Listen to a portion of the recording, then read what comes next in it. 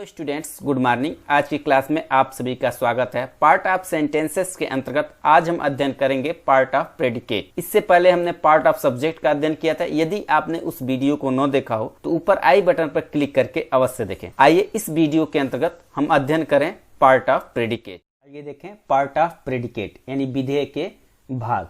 आइए सबसे पहले हम एग्जाम्पल के द्वारा कुछ समझने का प्रयास करते हैं।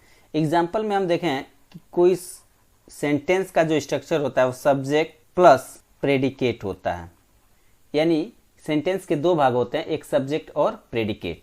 अब ध्यान से फिर देखेंगे, यहाँ पर सब्जेक्ट के बाद हेल्पिंग वर्ब या मेन वर्ब आता है, उसके बाद अदर वर्ड्स आते हैं। तो याद रखेंगे हेल्पिंग वर्ब या मेन वर्ब के पहले के जो वर्ड्स होते हैं वो सब के सब क्या होते हैं, सब्जेक्ट होते हैं।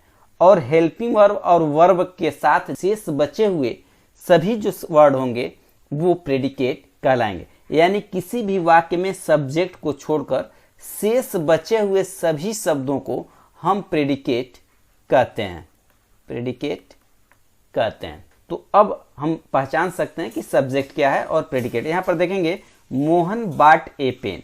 बाट क्या है, यहाँ पर वर्ब है, मेन वर्ब है।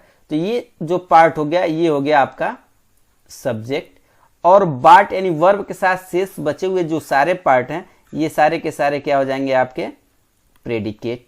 ठीक इसी तरह देखेंगे Sachin Tendulkar is a good player. अब यहाँ पर इज हेल्पिंग वर्ब है, तो हेल्पिंग वर्ब के पहले का जो भाग है सचिन तेंदुलकर, ये आपका हो जाएगा सब्जेक्ट। और इज ए गुड प्लेयर ये जो टोटल होगा इसको हम कहेंगे प्रेडिकेट। इस तरह से हम सब्जेक्ट और प्रेडिकेट को अलग कर सकते हैं। अब प्रेडिकेट में आए हुए शब्द बाट ए पेन का भी कुछ नाम होगा। तो अगर बाट मतलब होता है खरीदना और यह क्रिया है इसलिए इसको हम कहते हैं वर्ब, और ए पेन एक ऑब्जेक्ट है इसलिए इसको हम कहते हैं ऑब्जेक्ट। ठीक है, तो देखेंगे प्रेडिकेट में वर्ब आता है, ऑब्जेक्ट आता है। नीचे देखेंगे Sachin Tendulkar is a good player. यहाँ पर सचिन तेंदुलकर क्या है, एक अच्छा प्लेयर है।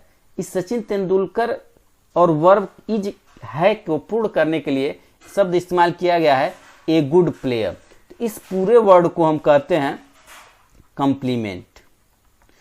कंप्लीमेंट जो होता है हमेशा हेल्पिंग वर्ब के बाद, हेल्पिंग वर्ब के बाद हमेशा कंप्लीमेंट का प्रयोग किया जाता है।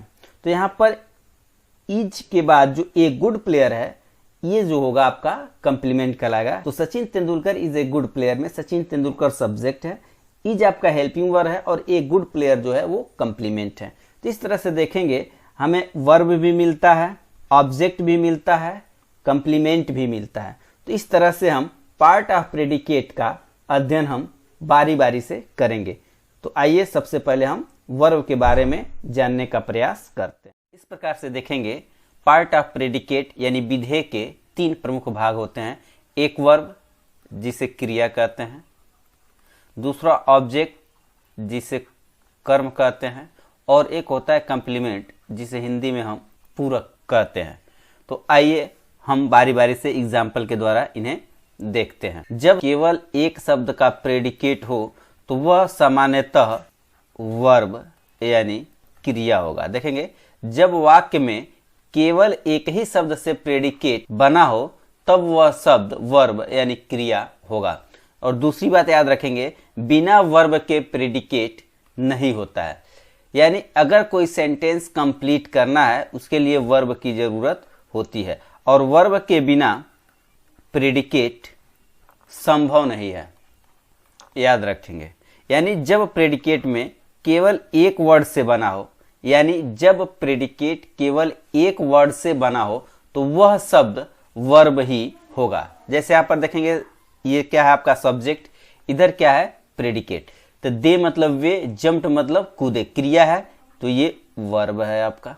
ही ईट्स वह खाता है यानी खाने का काम कर रहा है तो यह भी क्या है आपका वर्ब है। द लिटिल बॉय स्माइल्ड, जो छोटा बच्चा है वो हंसा, तो हंसने की क्रिया हो रही है तो ये भी वर्ब है। मोहन रैन मोहन दौड़ा, तो यहाँ पर रैन भी क्या होगा, दौड़ने की क्रिया कर रहा है, इसलिए ये भी वर्ब होगा। सीता क्राइड, सीता चिल्लाई, तो चिल्लाने का काम हो रहा है, तो यहाँ पर भी क्या होगा, वर्ब। इस तरह से अगर प्रेडिकेट केवल एक शब्द का बना हो तो वह शब्द वर्ब ही होगा, और बिना वर्ब के कोई प्रेडिकेट नहीं होता है, याद रखेंगे। यानी जब एक वर्ड का प्रेडिकेट हो तो वह वर्ड, संपूर्ण वर्ड वर्ब होगा। वर्ब यानी क्रिया, यानी एक्शन बताता है कि सब्जेक्ट जो काम करता है उसी को हम क्रिया कहते हैं। और अगर एक वर्ड से प्रेडिकेट बना है तो वह वर्ड आपका वर्ब होगा। आइए अब हम देखें एक से अधिक शब्दों वाला प्रेडिकेट, यानी एक ऐसा प्रेडिकेट जो एक से अधिक शब्दों का बना हो, तो वो क्या क्या हो सकते हैं उसके बारे में देखते हैं।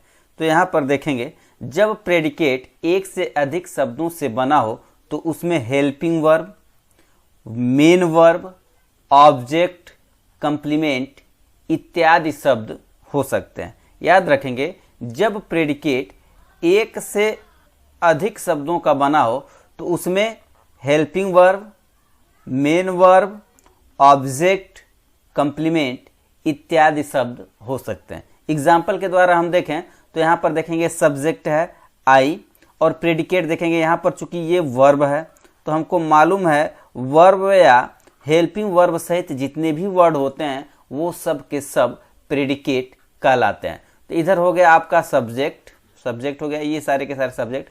अब बाट मतलब खरीदना वर्ब है, कुक्स मतलब पकाना वर्ब है, इज यहाँ पर हेल्पिंग वर्ब है, और हेल्पिंग वर्ब के साथ मेन वर्ब भी दिया गया है, तो इज है। तो इज के साथ इधर के जितने भी वर्ड होंगे राइट साइड के, वे सारे के सारे प्रेडिकेट कहलाएंगे। लेकिन अब इधर देखेंगे तो ये आपका वर्ब हो जाएगा, सारे कुक्स भी वर्ब हो जाएगा, और इज हेल्पिंग वर्ब और प्लेइंग मेन वर्ब हो गया। अब क्या करा, आई बाट ए पेन, मैंने एक पेन खरीदा। क्या खरीदा, एक पेन। तो ये अब जो शब्द आया इसको हम कहते हैं ऑब्जेक्ट।